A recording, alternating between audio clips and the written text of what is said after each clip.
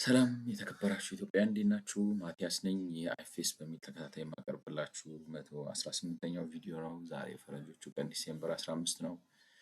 እንግዲህ አሁን ያለንበት ቻፕተር በጠቅላላ ማለት አሁን በዝርዝር ቫቱ ታየ፣ የኢምፖርት ታክሱ ታየ፣ የኮርፖሬት ታክሱ ታየ፣ የኢምፕሎይመንት ታክሱ ታየ። እነሱ ታይተው ግን እነዚህ ሁሉ ኢኮኖሚ የሚንቀሳቀሰው በጠቅላላ በሀገሪቱ ውስጥ ባለው የፖለቲካል ኢኮኖሚ ወይም የማህበራዊ ኢኮኖሚ ምህዳሩ ስለሆነ ከነዚህ መደበኛ እንትኖች ከሆኑ ውጭ ያሉ ሌሎች ምክንያቶች ምን አሉ የኢትዮጵያ ታክስ ቱ ጂዲፒ ሬሾ እንዲቀንስ ሊያደርጉ የሚችሉ ነው። እና በዚህ ረገድ ሁለት ነገር ፒክ አድርገን እናያለን ነው የሚሉት። የመጀመሪያው ግጭት ነው። ከ2000 እንግዲህ ምንም እንኳን ግጭት እንግዲህ ተንሰራፋ ማለት ጀመረ አቆጠቆጠና ማለት የሚቻለው አሁን ባለው ሁኔታ በ2018 ጀምሮ ነው። በኦሮሚያ አካባቢ ከጀመረ ከዛ ወዲህ እንግዲህ በትግራይ ተካሂዷል ሰፋ ያለ 2 ዓመት። ከዛ በአማራ ክልልም እንደዚሁ አንዳንድ አካባቢዎችም ያለ ይመስላል። ግን ሌሎቹን ስታዩቸው ከግጭት ኢንቴንሲቲ አንፃር የትግራዩ ግጭት ይመስላል ትልቅ ተጽዕኖ ያለው። ሌሎቹ ማለት እንትናቸው ኢምፓክታቸው ዝቅተኛ ስለሆነ ለመተንተን ያስቸግራሉ፣ ትተናቸዋል ነው። ስለዚህ ዋናው ትኩረቱ ከትግራይ አኳያ ግጭት በመኖሩ መንግስት ግብር በመሰብሰብ አቅሙ ላይ እና ጂዲፒውንም ኮንትራክት በማድረግ ምን ያህል ተጽዕኖ ነበረው የሚለው ግጭቱ ምን ያህል አስተዋጽኦ አድርጓል። ስለዚህ በዛም ሂደት የመንግስት የግብር አሰባሰብ አፈጻጸም እንዲቀንስ በማድረግ ምን ያህል አስተዋጽኦ አሳድሯል የሚለውን ነው ለማለት የሞከሩት። እንግዲህ የተለያዩ ሰዎች የተለያየ ነገር ይላሉ። ለምሳሌ የኦክስፎርድ የሆኑ ሪሰርቾች ግጭቱን የፈጠሩት ሁኔታዎች በዚህ ሁኔታ ከቀጠሉ በኢትዮጵያ ውስጥ የኢትዮጵያ ኢኮኖሚ ኮንትራክት ያደርጋል ነው በብዙ በ10 ምናምን ፐርሰንት መጠኑ 19% ካልተሳሳትኩኝ ሊጠብብ ይችላል፣ ሊያንስ ይችላል ካለበት ፕሮዳክቲቪቲ ምናምን ይላሉ። ነገር ግን እኛ እንግዲህ ጠቅላላው ግጭት የሚባለው ነገር በኢኮኖሚ ላይ ያለውን ጫና ለማየት አልፈለግንም። ትኩረታችን ግጭቱ የመንግስት የግብር አሰባሰብ ላይ ምን ያህል ተጽዕኖ አሳድሯል የሚለው ብቻ ነው። ከዛ በተረፈ ግን አሁን ለምሳሌ የውጭ ምንዛሬ እጥረት ሊፈጥር ይችላል። የካፒታልና ሌበር በነፃነት በሀገር ውስጥ እንዳይንቀሳቀሱ ሊያደርግ ይችላል። የሚፈጥረው ድባብ አለ፣ ማዕቀብ አለ፣ ወይም ደግሞ የኢኮኖሚያዊ ጫናዎች አሉ። አሁን ለምሳሌ ከአግዋ መውጣት አለ። ኢንቨስተሮችም ይፈራሉ ነው። የንግድ እንቅስቃሴዎችም ይቀዛቀዛሉ። እነዚህ ነገሮች ኢምፓክት ይኖራቸዋል ነው። እና እነሱን ዘርዝሮ ለማቅረብ ከዚህ ከአውዱ ጋር አብሮ አይሄድም ነው። ነገር ግን ከግብር አሰባሰብ አኳያ ስናየው ያደረግነው ነገር የሚሉት በ2019 ዓ.ም የትግራይ ክልል መንግስት የሰበሰበው ግብር፣ የፌዴራል መንግስት ከትግራይ ክልል የሰበሰበው ግብር እና ኤፈርት እነዚህ ላይክ ነው ኢንዶመንት ፈንድ ፎር ሪሃቢሊቴሽን ኦፍ ነው ትግራይ የትግራይ መልሶ ማቋቋም ምናምን ኢንዶመንት ፈንድ በሚል በዛ ስራ ያሉ እንግዲህ በርካታዎቹ አሁን ወጋገን ባንክ ምናምን ማለት ነው በዛ ስራ ያሉ መስፍን ኢንዱስትሪያል ኢንጂነሪንግ ምናምን ያሉ የተቋቋሙ የኤፈርት ካምፓኒዎች አሉ ማለት ነው። እነሱ አዚት አፒርስ እንግዲህ ሄድኳርተር ሆነው የሚሰሩት አዲስ አበባ ነው ማለት ንግድ ፍቃዳቸውን አውጥተው ምናምን የሚሰሩት አዲስ አበባ ነው። ነገር ግን ላይክ ነው አብዛኛውን ስራቸውን የሚሰሩት በትግራይ ክልል ውስጥ ነው። ስለዚህ እነሱ የሚከፍሉትን ግብር አየን ነው። ስለዚህ ምንድነው በ2019 እና በ2022 ዓ.ም መካከል ማለትም ጦርነቱ ከ2020 ላይ ተጀምሮ 2022 ላይ ነው ኖቬምበር 2004 ተጀመረ ነው 2020 ላይ ተጀመረ ኖቬምበር 4 2022 አለቀ። ስለዚህ በ2022 እና በ19 አድርጋችሁ ስታዩት በመካከል የነበረው የታክስ ጋፕ ታገኙታላችሁ ማለት ነው። በ2019 የተሰበሰበውን ታክስ ቱ ጂዲፒ ሬሾ በፌዴራል መንግስት የተሰበሰበ፣ በትግራይ ክልል የተሰበሰበ፣ በትግራይ ክልል መንግስት የተሰበሰበ እና ሶስተኛው ደግሞ እነዚህ የትግራይ ልማት ድርጅቶች ትግራይ ውስጥ በሚሰሩት ስራ የከፈሉትን ግብር ሰብስባችሁ ስታዩት በ2019 ምን ያህል ሆነ፣ በ2020 ምን ያህል ሆነ፣ በ22 ምን ያህል ሆነ ስትሉ በጦርነቱ በኮንፍሊክቱ ምክንያት የታጣውን ታገኙታላችሁ ነው። እንደዛ አድርገን ስናየው በጠቅላላው ከታክስ ቱ ጂዲፒ ሬሾ አንፃር የ0.25 ፐርሰንቴጅ ፖይንት ቅናሽ ነው ያስከተለው። ማለት የ1% ሩብ ነው ቅናሹ ነው። የ1% ሩብ ነው ቅናሹ። ከጠቅላላው ስታዩት እንግዲህ የ3% ማለት ከትግራይ የሚሰበሰበው በጦርነቱ ምክንያት የተፈጠረው የታክስ ጋፕ 3% ነው ማለት የኢትዮጵያ መንግስት 100 ብር ይሰበስብ ከነበረ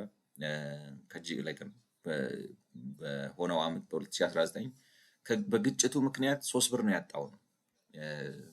እና እንደሚሉት ጦርነቱ ባስከተለው ማለት በዛው በትግራይ ክልልም ሆነ ከትግራይ ክልል ውጭ በሌሎች አካባቢ ያደረሰውን ጉዳት ለማቃለል ወይንም ደግሞ ሰዎች ያጋጠማቸውን መከራና ስደት ወይም እንግልት እሱን ለማጣጣል ሳይሆን ከኢኮኖሚ ከግብር አሰባሰብ አንጻር ያለው ተጽዕኖ እንደምታዩት 3% ነው። በጣም ትንሽ ነው የሚሉት ነው ማለት ነው። ይሄም ደግሞ ትክክል ነው ማለት ዝም ብሎ ስታዩትም የሚታመን ነው። ምክንያቱም የትግራይ ህዝብ በጠቅላላው ከኢትዮጵያ ህዝብ አንጻር ሲታይ 5% ነው። ስለዚህ የኢኮኖሚ እንቅስቃሴው ማለት የግብሩ 3% ቢያሳጣ አክሰፕተብል ነው ታዩታላችሁ። ምክንያቱም ከህዝቡ እንትን አኳያ በሌላ አማርኛ ትግራይ ውስጥ ከሌሎቹ ምንድን ነው የሚባለው እኔ እንጃ ሌላውን አሁን የተለመደውን ናሬቲቭ የሚያፈርስ ይመስላል። ማለት በቃ ተዘርፎ ትግራይ ሲሰራ ምናምን ግን የተለየ ነገር የለም አይነት እንድምታ አይሰጥም። የፒፕሉን ፖፕሌሽኑን ማች የሚያደርግ ዴቨሎፕመንት ነው ያለው የሆነ ስፔሻል ነገር የለም የሚል ይመስላል ነው። The first component of the narrow revenue impact of the Tigrayan conflict on the tax to GDP ratio is its effect on Tigray regional government tax collection. የመጀመሪያው እንግዲህ ይሄ ጠበብ አድርገን ነው ያየነው እንዳልኳችሁ። ለምሳሌ ጦርነት ለማካሄድ ዶላር ያስፈልጋል። ሁለቱም በአንድ በሌላ መንገድ ዶላር ይገዛሉ። እኔ ላይ ነው ብላችሁ ማለት ህወሓት እዛ መቀሌ ነኝ ቢልም ኦፕሬት ለምሳሌ እንዳለ ሄድኳርተሮቹ እነዚህ አሁን ለምሳሌ ጉና አይ ዶንት ኖ ጉና ማን እንደሆነ ባላውቅም የኢፈርት ካምፓኒስ እዚህ እስካሉ ድረስ የሆነ ነገር መያያዛቸውና መስራታቸው የሚቀር ይመስላችኋል? አይቀርም። ስለዚህ ዶላር ላይ ጫና ያሳድራሉ። የኢትዮጵያ መንግስትም ለምሳሌ መሳሪያ ይገዛል፣ እነሱም የሆነ ነገር ያደርጋሉ ወዘተ። ስለዚህ ዶላሩን ይቀራመቱታል። ዶላሩን ሲቀራመቱት ኖርማል ነጋዴው ዶላር ወስዶ ኢምፖርት የማድረግ አቅሙ ይቀንሳል ማለት ነው። ስለዚህ እሱ ኢምፖርት የማድረግ አቅሙ ሲቀንስ ለምሳሌ እነሱ እንዳሉት የኢምፖርት እንትን ሊቀንስ ይችላል፣ መጠን ሊቀንስ ይችላል። ምክንያቱም ሰው ዶላር አያገኝም ነው። ችግሩ ግን ድሮም እናንተ ዶላር ችግር አለባችሁ ነው። ኮንፍሊክቱ ስለመጣ ነው ወይ መንግስት ኢንቨስተር ሆኖ ብዙ ዶላር እየተሻማ የዶላር እጥረት ይፈጥራል። እና ስለዚህ የዶላር እጥረቱ ቀጥታ በግጭቱ ነው የመጣው ለማለት ያስቸግረናል። ማለት በእርግጠኛ ሆነን መናገር ያስቸግረናል። ግን ተዛማች የሆኑ ነገሮች አሁን የኢንቨስተር መሸሽ ለምሳሌ ከአጎዋ ኢትዮጵያ መውጣቷ ኢንዱስትሪያል ፓርክ ውስጥ ያሉት አምራቾች ሰራተኛ እንዲቀንሱ ምናምን እንዲሉ ነገር። ስለዚህ ሰፊ የተጽዕኖ እንትን አለው። ግን እኛ የፈለግነው ናሮ አድርገን አጥብበን ማየት የፈለግነው ከታክስ ቱ ጂዲፒ አንጻር ነው። the first component of the narrow ስለዚህ ከዚህ የተነሳ የመጀመሪያው ከዚህ ከጠባቡ እይታ አንጻር የመጀመሪያ ልናይ የፈለግነው ነገር የትግራይ ሪጂናል ገቨርንመንት ምን ያህል ግብር ሰበሰበ ነው። Regional governments are responsible for collecting employment income tax, business income tax and VAT from unincorporated businesses, land use fees and range of smaller taxes and fees. እንግዲህ የክልል መንግስታት የተሰጣቸው ማለት በህገ መንግስትም በአዋጅም የጸደቀላቸው መሰብሰብ የሚችሉ ገቢ የሚፈጥሩባቸው መንገዶች አሉ ነው። ለምሳሌ በክልላቸው ያለው ሰራተኛ ከሚያገኘው ደሞዝ ላይ የሚገኘው ግብር የክልል መንግስታት ገቢ ነው። የቢዝነሶች እነሱ ክልል ኦፕሬት ፈቃድ አውጥተው የሚሰሩ ንግድ ተቋማት እና ደግሞ አንኢንኮርፖሬትድ የሆኑ ወይንም እንዴት ልበል አንኢንኮርፖሬትድ በቦርድ የማይተዳደሩ ነገር ግን ቫት ከፋይ የሆኑ ድርጅቶች ጀነሬት የሚያደርጉትን ቫትንም እሱንም ይወስዳሉ ነው። ቢዝነስ ኢንካም ታክስ ቫት ፍሮም አንኢንኮርፖሬትድ፣ ላንድ ዩስ ፊስ የመሬት አጠቃቀም የሊዝ እንትኖችም የሚወስዱት እነሱ ናቸው። እና ሌሎችም ብዙ ጥቃቅን ክፍያዎችና ግብሮች አሉ የሚሰበስቧቸው ማለት ነው። ስለዚህ ፊገር 5.1 presents regional government tax collection as a share of GDP for selected regional governments ማለት ነው። ስለዚህ ምስል 5 collection as a share of GDP for selected regional governments ታክስ ኮሌክሽን።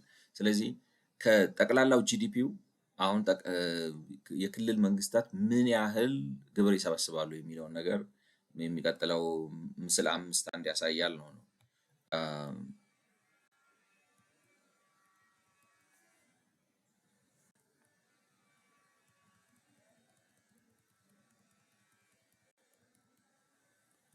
እንግዲህ ታክስ ኮሌክሽን ባይ ሪጂናል ገቨርንመንትስ ከፋፍለው ነው። ሪጂናል ታክስ ኮሌክሽን ፐርሰንቴጅ ኦፍ ኢትዮጵያን ጂዲፒ ከ2014-15 እስከ 2023 የትግራዩ ክልል እንግዲህ እንደ ክልል ማለት ነው። ክልሉ ኮሌክት የሚያደርገው ከጂዲፒው አንፃር ቶታል ኮሌክት የሚያደርገው ታክስ ኮሌክሽን ባይ ሪጂናል ገቨርንመንት ላይክ ነው 0.2% ነው ላይክ ነው 0.1ም አይደለም ነው የ1% 1/5ኛ ነበር የሚሰበስበው 2014-15 ላይ እሱ እየወረደ መጥቶ ኦልሞስት እንግዲህ 2022-23 ላይ ዜሮ መጥቷል ነው በትግራይ ክልል ክልሉ የሚሰበስበው ግብር በጣም ወርዶ አሁን 2022-23 ላይ ዜሮ መጥቷል። የአማራ ክልል ከጂዲፒው አኳያ 2015 ላይ እንግዲህ 0.3 ነው የ1% 1/3ኛ ነበር ኮሌክት የሚያደርገው ማለት ባለበት ለረጅም ጊዜ ቆይቶ 2020 ላይ እንዴት ብሎ እንደሆነ እንግዲህ 0.4 ገብቷል። ከዛ ተመልሶ 0.35 አካባቢ መጥቷል ማለት ነው። ዴን ኦሮሚያ 0.6 ምናምን 0.61 አካባቢ ይሰበስብ ነበር። ከ2014-15 ወርዶ 0.5 ገብቶ ነበር። ከዛ በኋላ ሌትስ ሴይ ይሄ እንግዲህ እንዲስታረጉ ስንት ይመጣሉ 2020 ምናምን አካባቢ ተነስቶ እንደገና ከፍ ብሏል። አሁን ያለበት ደህና ነው 0.7 አካባቢ የ1% 7% የ1%ን 7 በመቶ ይሰበስባል ማለት ነው። ኦልራይት ኤስኤንኤንፒ እንግዲህ ደቡብ ክልል መሰለኝ ሲዳማ ሳውዝ ዌስት ሪጅን የሚባል አዲስ መጥቷል መሰለኝ። ሲዳማ እና ሳውዝ ዌስት ሪጅን አዲስ ናቸው። የደቡብ ህዝቦች ሲዳማ እና ሳውዝ ዌስት ተደማምረው የጂዲፒውን 3% ነበር የሚሰበስቡት ለረጅም ጊዜ። ከዛ 2020 ድረስ ወረዱ። 2020 ላይ እንግዲህ ከኮቪድ ጋር የሚገናኝ ይመስላል ወይም ከዛ ተመልሶ ወጣ። ግን ያሉት 3 ላይ ነው። እዚች ጋር ላይክ የሆነ ትራያንግል ሰሩ እንጂ ዳውንዋርድ ትራያንግል እዛ ነው የሚመስለው ነው። አፋር በጣም ዝቅተኛ ነው የሚሰበሰበው። ሌሎቹ ክልሎች ከአዲስ አበባ በስተቀር እንግዲህ በ3 እና በ2 መካከል ነው የሚሰበስቡት ማለት ትችላላችሁ ሌሎቹ ክልሎች። ስለዚህ እንደው ስትደምሩት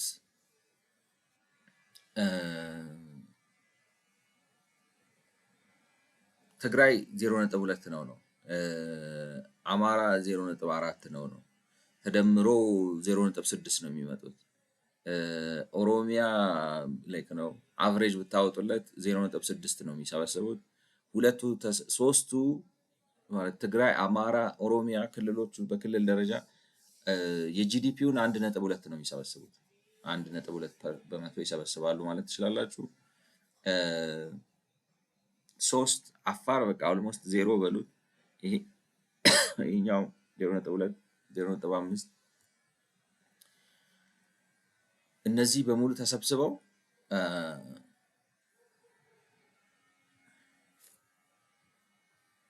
አይደለም በአማካይ ብታወጡለት አሁን የትግራይ 0.1 ነው። ይሄኛው የአማራን አማካይ ብታወጡለት 0.3.15 ነው። ተደማምረው 4.5 የሚሰበስቡ ይመስላል። 4.5 የኦሮሚያን ብታወጡለት 0.6 ይሰበስባል ነው። ስለዚህ ከሞላ ጎደል 1% ማለት የሚቻል ይመስለኛል። እነዚህ ሶስቱ ክልሎች ከጂዲፒው ከጠቅላላ ጂዲፒው የሚሰበስቡት 1% ወይንም ላይክ ነው 1.2 ሜቢ ዋን ፖይንቱ ልታደርጉት ትችላላችሁ። ዋን ፖይንቱ እንግዲህ ደቡብ ህዝቦች ምናምን ምናምን ምናምን ሲዳማ እንደዚህ እነሱ ተደማምረው በአማካይ 3 ይሰበስባሉ። አፋር 0.5 በሉት 3.5። ሌሎቹ ከአዲስ አበባ ክልል ውጭ ያሉት በሙሉ ተሰባስበው ይህን ላይክ ነው። ከአዲስ አበባ ውጭ ያሉት ተሰባስበው 2 እና 3 ላይክ ነው። 3 ላይክ አይ ሰፖዝ ነው የምላችሁ እኔ እንደሚመስለኝ 0.6 ብትሉ 0.6% ብትሉ ማጋነን አይሆንም የሚል እምነት ነው ያለኝ። ስለዚህ ተሰባስበው ከአዲስ አበባ ውጭ ያሉት ክልሎች በሙሉ ተሰባስበው ከ1.8 በታች ነው የሚሰበስቡት ነው በሀገሪቱ ላይ ነው ከጂዲፒው። ስለዚህ 7.5 ተሰበሰበ ከተባለ ታክስ 7.5 ከተሰበሰበ ከተባለ በፌዴራል መንግስቱ እና በአዲስ አበባ ነው ላይክ ነው። ከዛ አሁን እንግዲህ 7.5 አርጋችሁ 7.5 አርጋችሁ 1.8 ብትቀንሱ 15/8 7 ይመጣል። 0.1 ላይክ ነው 65 5.8 የሚሆነው ግብር 5.8 የሚሆነው ግብር የሚሰበሰበው በፌዴራል መንግስት እና በአዲስ አበባ ከተማ አስተዳደር ነው ማለት ነው። ላይክ ነው የሌሎቹ የክልሎቹ ኮንትሪቢዩሽን ድሮውንም ነው ማለት ትግራይም ብቻ ስለሆነ ሳይሆን በጠቅላላ ክልሎቹ በሙሉ በጣም ደካማ ናቸው። ላይክ ነው ግብር እንትን ሲያደርጉ በራሳቸው የሚሰበስቡት ግብር በጣም ኢሚንት ነው፣ ትንሽ ነው። ጠቅላላቸው ተሰብስበው ነው እኔ ይመስለኛል እንደውን ሰው እንትን ይላል እንጂ ተመልከቱት። አሁን አፋር ክልል እኮ ማለት እንትን የለውም ነው የምላችሁ፣ ሰብአዊ እሳቤ የለውም። የሆነ በቃ አይደንቲቲ ነው። እንዴት እንደዚህ ያርጋ? አሁን ምንም ካፓሲቲ የለውም ነው እኮ ይሄ ክልል እንዴት አድርጎ ነው የሚለማው? ላይክ ነው ማልማት የሰዎችን ህይወት እኔ የምሰማቸው ማለት አንዳንዱ ነገር ስትሉት ሌላ እንትን እንደምታ እንዳይሰጥ ብዬ ነው እንጂ አስቡት ይህን የሚያክል አሁን ኦሮሚያ የሚባለውን ክልል እንደዚህ አዝረጥጥረው ተሰብስቦ እፍኝ አይሞላም። እንትን የለውም ነው ላይክ ነው ሂውማኒታሪያን እሳቤ የለውም። በዛ መልኩ አድርገነው ሰርተነው ቢሆን ኖሮ ይህን ያሁን በሀገር ደረጃ የፈጠርነው ሀብት እኔ ይመስለኛል እውነቴን ነው የምላቸው 4 እጥፍ 5 እጥፍ ያልፍ ነበር ብዬ አስባለሁ። ኤኒዌይ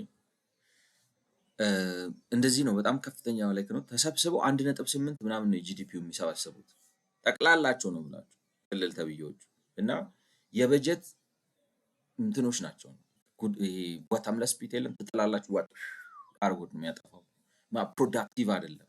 ለምን አይ ዝም ብሎ በቃ በዚህ አይደንቲቲ ሂሳቤ ነው እና መሀይምነት ይመስለኛል ነው። ምን ትገልጹታላችሁ? ሰው ከጥቅሙ ከራሱ ጥቅም ተጻሮ ከቆመ በማይሆን ነገር ላይ ላይክ ነው ለዛውም የትም ለማያደርሰው እንትን ነው የሚመስለኝ ነው ላይክ ነው ከፍተኛ የዘመናዊ ፖለቲካና ምን ይቻላል ምን አይቻልም የሚለውን ነገር የግንዛቤ እጥረት ነው የሚመስለኝ። የሆነው ነው ሪጂናል ገቨርንመንትስ አር ሪስፖንሲብል ፎር ኮሌክቲንግ እንግዲህ ገቢ ምንጫቸው እነዚህ ናቸው ነው። የክልል መንግስታት ማለት እንትንም አላቸው ነው እኮ ነው። አሁን ስታዩት ኢምፕሎይመንት ኢንካም ታክስ ይፈቀድላቸዋል። እነሱ ናቸው የሚሰበስቡት። የሰራተኛ የቅጥር ክልላቸው ላይ የሚሰራው ሰው ደሞዝ ግብር የሚሰበስቡት እነሱ ናቸው። የቢዝነስ ኢንካም ታክስ ይወስዳሉ። አይ ዶንት ቲንክ አሜሪካን ሀገር እንደዚህ አይመስለኝም ማለት አለ ላይክ ነው ሌሚ in a like can you list me the taxes which can be which are being collected by the federal government and by the states in the United States.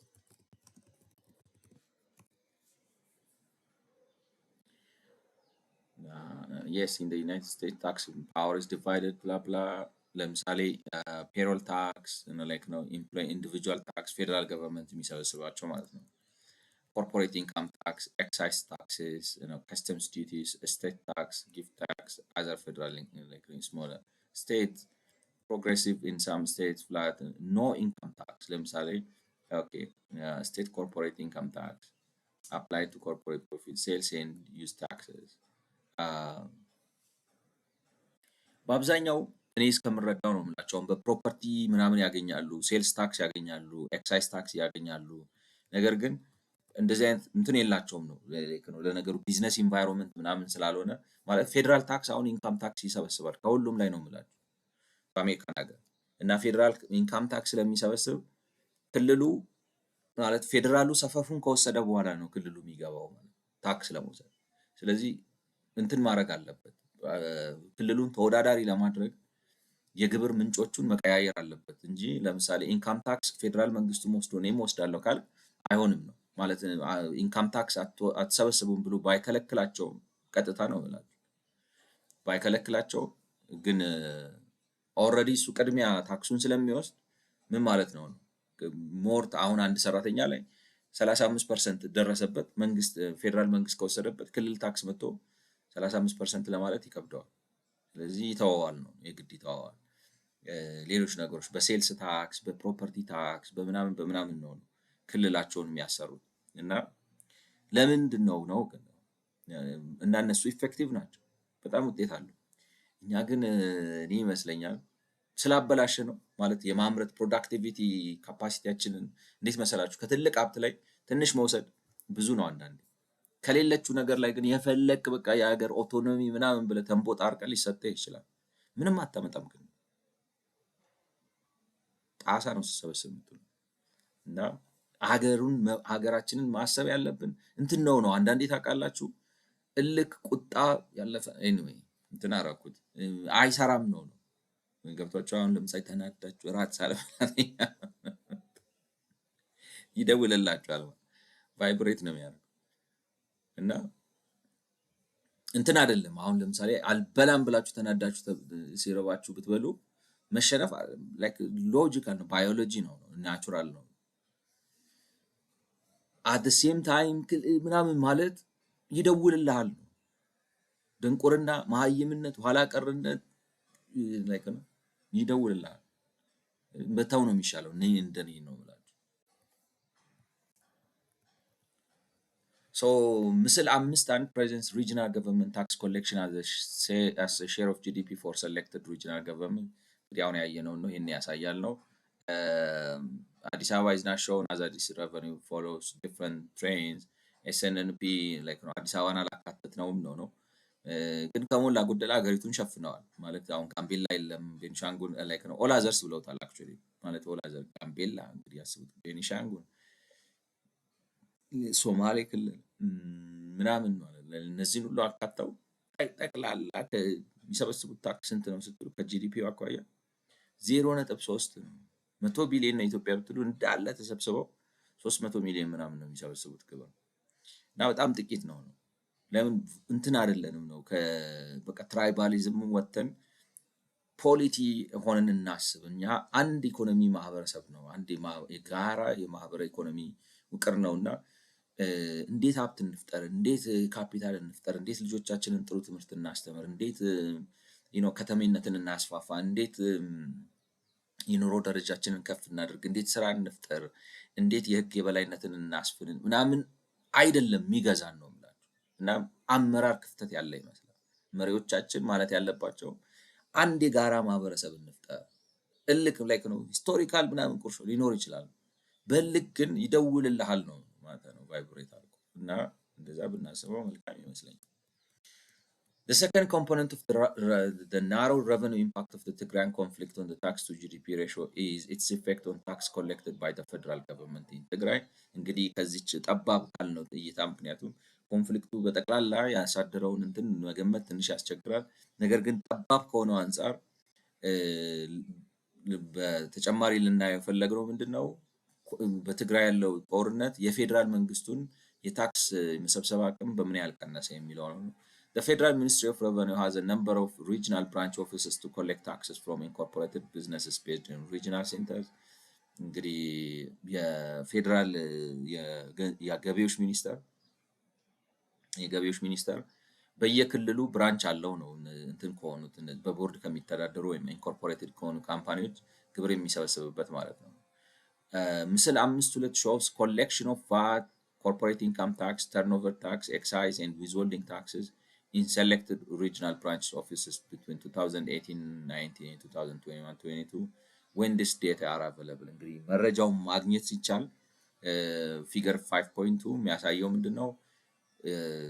በየክልሎቹ ፌዴራል መንግስቱ ምን ያህል ቫት ሰበሰበ፣ ምን ያህል ኮርፖሬት ኢንካም ታክስ ሰበሰበ፣ ተርኖቨር ታክስ ምን ያህል ሰበሰበ፣ turnover tax okay like ነው excise and withholding taxes excise እና withholding tax ምን ያህል ሰበሰበ የሚለውን አስቀምጠነዋል ነው የሚለው።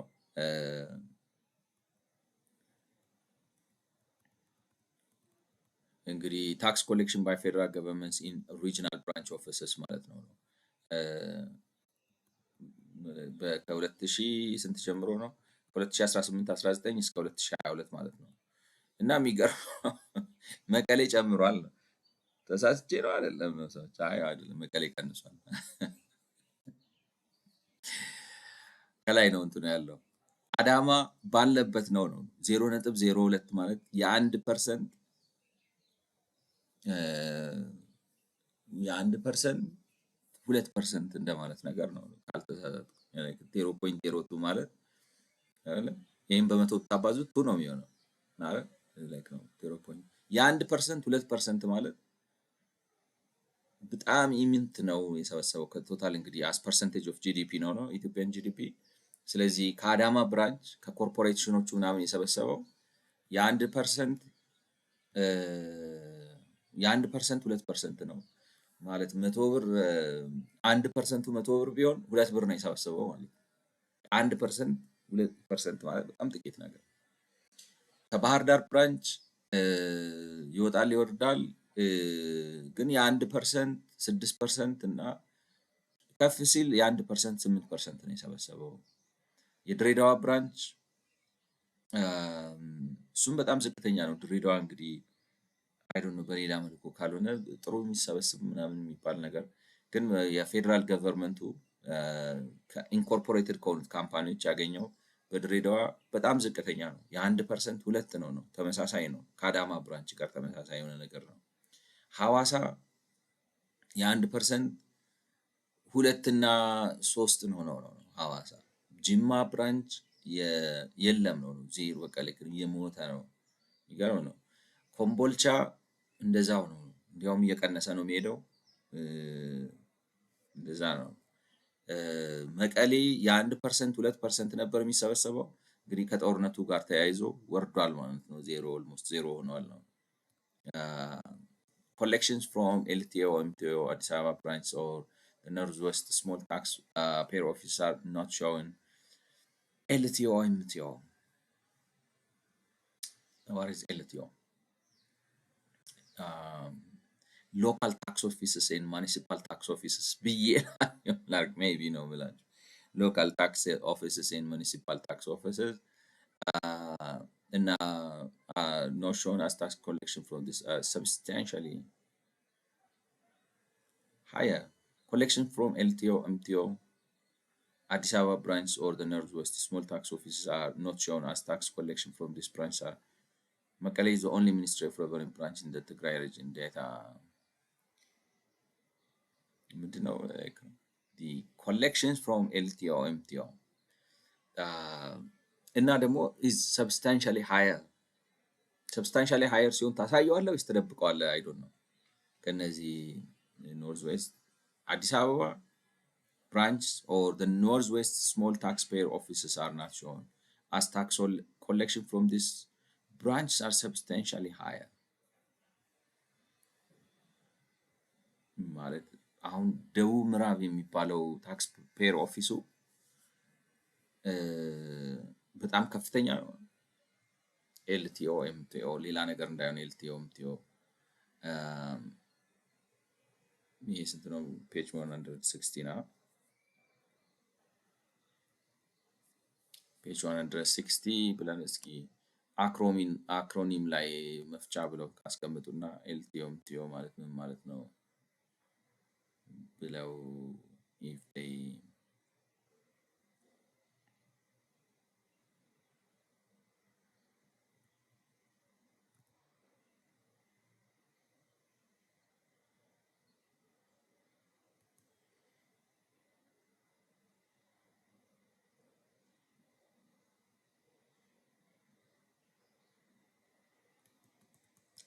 EIT, GBP, LTO. Okay, large taxpayer office, MTO, medium taxpayers office. Okay. አይ ሎካል እና ሙኒሲፓል ብዬ ነበር። ላርጅ ታክስ ኦፊስስ ናቸው። ሚዲየም ታክስፔየር ኦፊስ።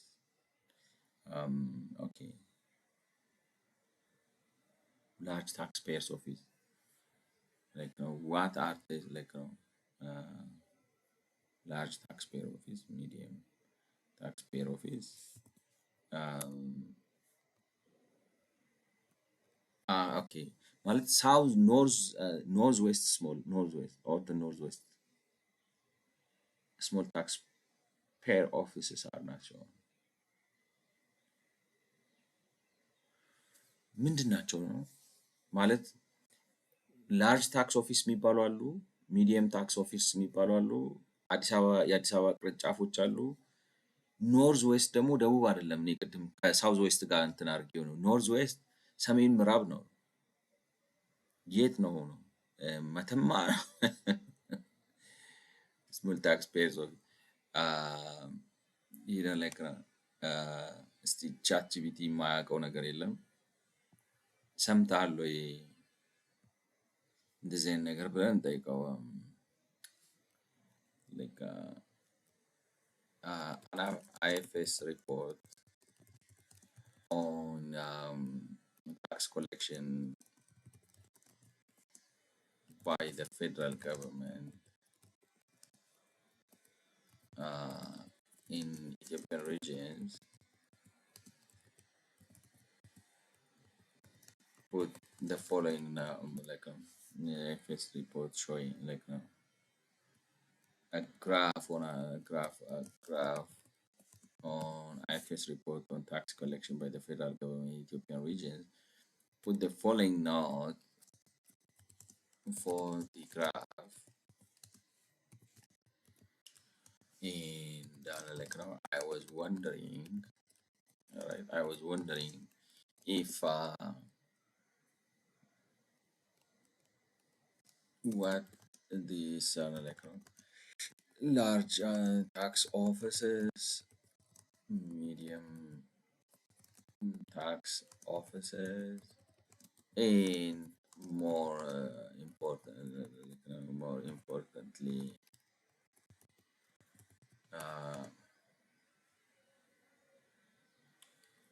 what like northwest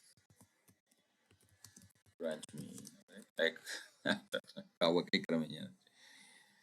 good question. This is administrative jargon, and if you don't already know Ethiopia's tax administration, IFS note is genuinely confusing. What's like mean? Large tax centralized federal unit under the Ministry of a very large proportion in institutions, regardless of where they operate: banks and insurance companies, telecom, airlines, large manufacturers, major state-owned, big foreign key point: these firms may operate in many regions, but their tax are paid centrally, so their tax payments cannot be meaningfully attributed to a single region. Like medium taxpayer offices sites is large national firms, like small local businesses. Who falls under MTO? Typically mid-sized manufacturers, large hotels, importers and exporters, construction companies, regional wholesalers. Why exclude MTO? Still highly concentrated in Addis Ababa. And what the knows like it doesn't mean tax collected or specifically Tigray. Yeah, what it actually means is Northwest Small Taxpayer Offices, a specialized federal branch in Addis Ababa, not a regional office. Okay. እዚህ አዲስ አበባ ውስጥ ሰሜን ምዕራብ የሚባል የግብር መሰብሰቢያ መተማ አለ ማለት ነው ማለት በዚህ በኩል መሳሪያ ይገባል ምናምን የሆነ የሚሏችሁ ነገር አለ። ከዚህ እስከ ምዕራብ አፍሪካ የተዘረጋ የሆነ መስመር አለ ምናምን እና ዶላር ይገባል ይወጣል ምናምን። መተማ በጣም እንትን ነው እና ከዛ ጋር ያይዘውት ነው ኖርዝ ዌስት ነው የመጣልኝ እሱ ነው። አይ እዚሁ አዲስ አበባ ደቡብ ዲስትሪክት ምናምን ብሎ ቴሌ ነው ምናምን ይከፋፍላል እና ኖርዝ ዌስት ሲል የኢትዮጵያን ኖርዝ ዌስት አይደለም፣ እዚሁ ራሱ አዲስ አበባ ብራንች ይከፍታል ነው ኖርዝ ዌስት ብሎ እና እና ማወቅ አለብህ ነው የኢትዮጵያን ታክስ እንዴት አድርገው እንትኑን አሬንጅመንቱን ካላወቀው የሚሉት ነገር ግልጽ አይደለም ነው። like it doesn't mean taxes collected from northwest region ወይንም ደግሞ አማራና ትግራይ የመጣ ነው አይደለም ነው። is a specialized federal branch in Addis Ababa, not a regional office. It handles small taxpayers who are geographically located in northwest of Addis Ababa or administratively assigned there due to workload balancing. So in like ነው northwest of Addis Ababa right?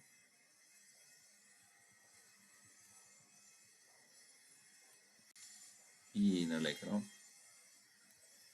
which is like do you have any idea what like the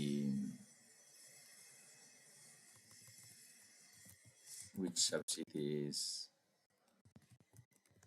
and agency are in northwest of Addis Ababa right? አዲስ አበባ ውስጥ የሆነ የናጠጣው ሰፈር አለ yes like northwest is formally is northwest is usually a cluster of adjacent includes alright ጉለሌ አዲስ ከተማ ስለዚህ መርካቶ አካባቢ የካ ልደታ other include partially included usually not included ቦሌ ቂርቆስ አራዳ ንፋስ ስልክ ላፍቶ ቃሊቲ ለሚኩራ ኦኬ ስለዚህ ይሄ መርካቶ አዲስ ከተማ ማለት ነው በክፍለ ከተማ መርካቶ የሚባል የለም ነው ግን ጉለሌ አዲስ ከተማና ኮልፌ ቀራኒዮ የሚባሉት አይ ቲንክ ማለት በጣም ቢዝነስ እንቅስቃሴ ስላለ እዛ ያለውን ታክስ እዚህ ጋር ካመጣ ነው በጣም ከፍተኛ ነው።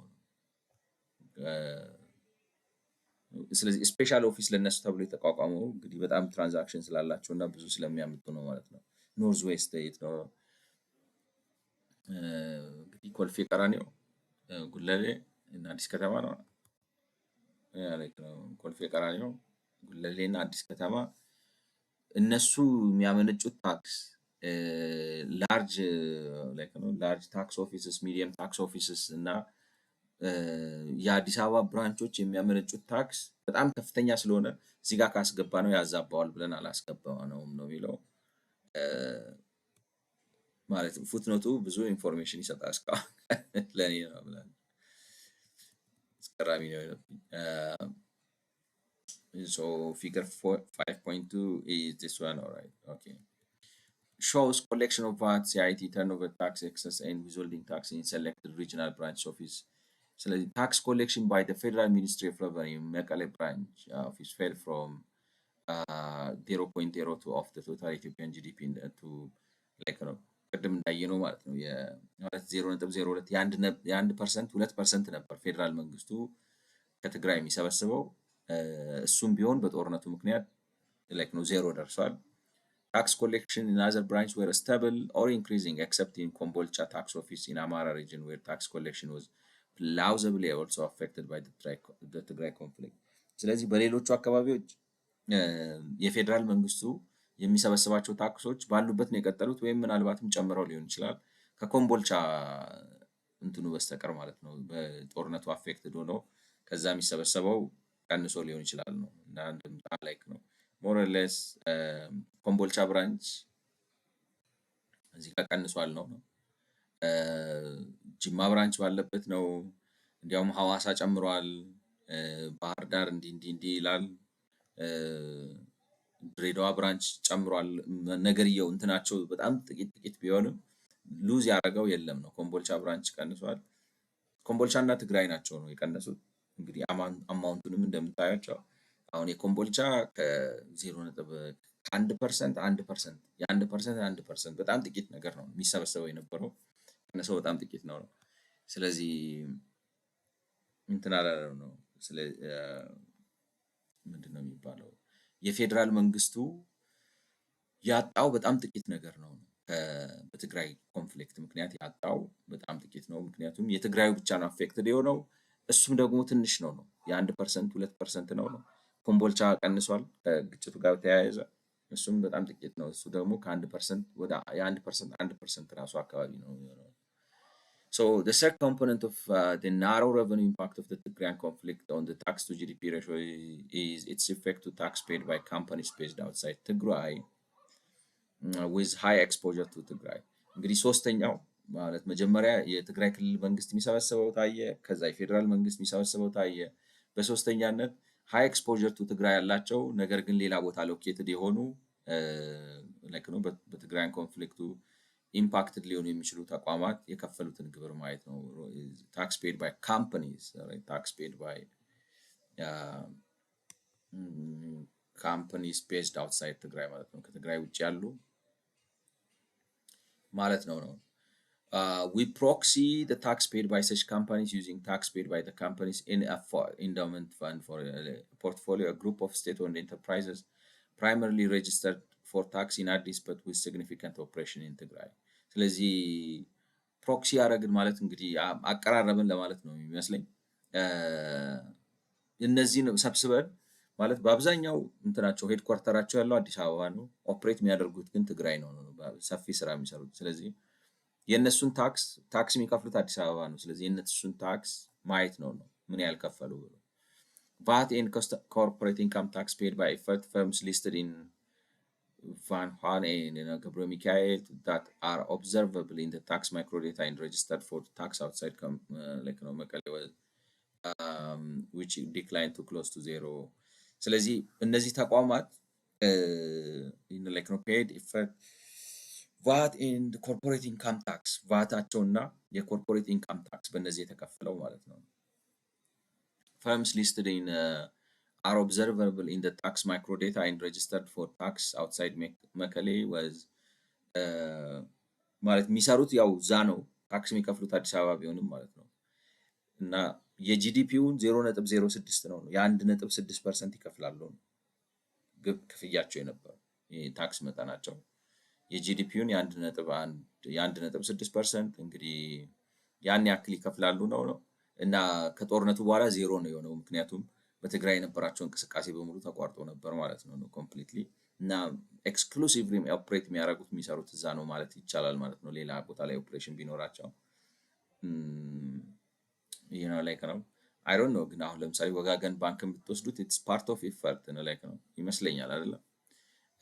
ወጋገን ባንክ በጦርነቱ ምክንያት እንዳትንቀሳቀስ ተብሎ ተይዞ ካልሆነ በስተቀር ላይክ ነው ካምፓኒስ ኢን ኢፈርት ላይክ ነው ኢትዮጵያ አሁን ለምሳሌ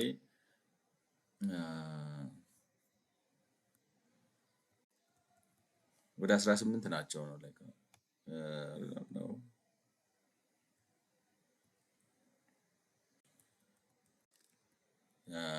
ትራንስ ኢትዮጵያ፣ ሳባ ስቶንስ፣ አዲስ ፋርማሲውቲካልስ፣ ሸባሌ ሱ ኮንስትራክሽን ኦኬ የዛ አባል አይደለም ነው ኢፈርት ወጋገን ባንክን አይጨምርም። ኤኒዌይስ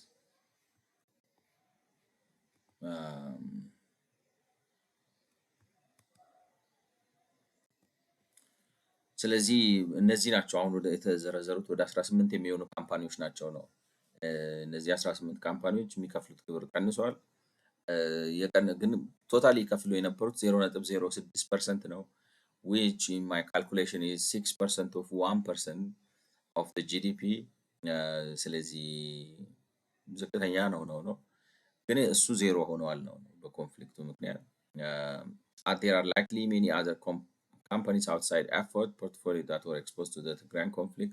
Looking at the effort group gives us a lower bound estimate of the true impact of the conflict on companies based outside Tigray that have operations in Tigray.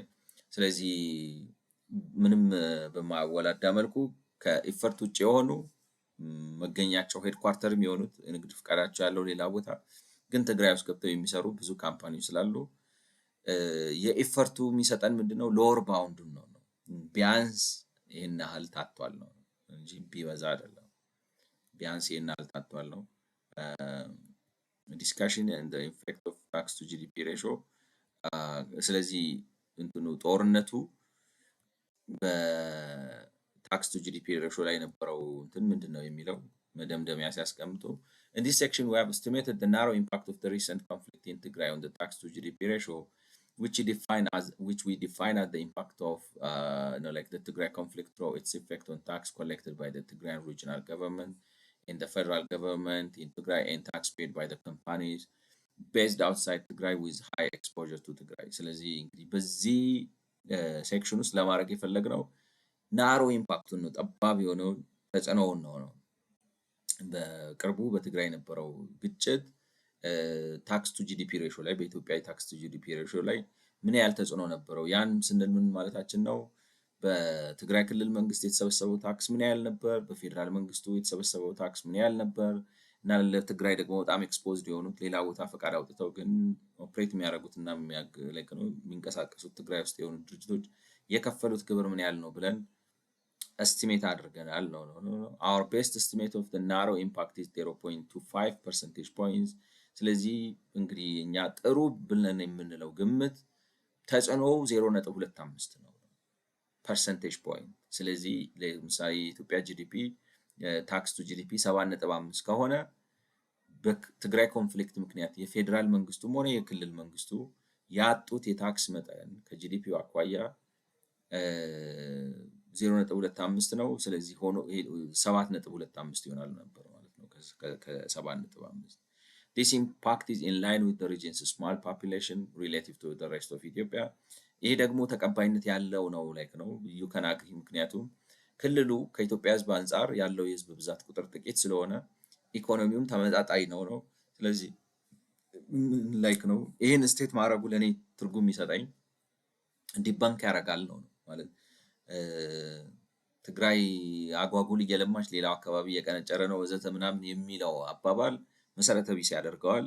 ለኔ የሚሰጠኝ እንደምታሱ ነው። ምክንያቱም ኢኮኖሚ እንቅስቃሴ ቀጥ አድርጋችሁ የፌዴራል ገቨርንመንቱ የሚያጣው ታክስ ከትግራይ ህዝብ ጋር የሚመጣጠን ከሆነ በአገሪቱ ከሚሰበሰበው ምናልባትም ትንሽ ያነሰ ነው የሚመስለው እና ከሆነ ማለት የትግራይ ህዝብ የኢትዮጵያ 3% ነው ወይ አይደለም 5% ነው አይደለም 5% ነው ጠቅላላ የታክስ ተጽዕኖ ግን 3% ነው። ስለዚህ ከህዝብ ቁጥሩ ያነሰ ነው ላይክ ነው ሌሎች ለነገሩ በተለይ ክልሎችን ስታያቸው በጣም የተዳከሙ ናቸው። ስለዚህ እንትኑ ተመሳሳይ ነው ማለት ምትችሉ ይመስለኛል።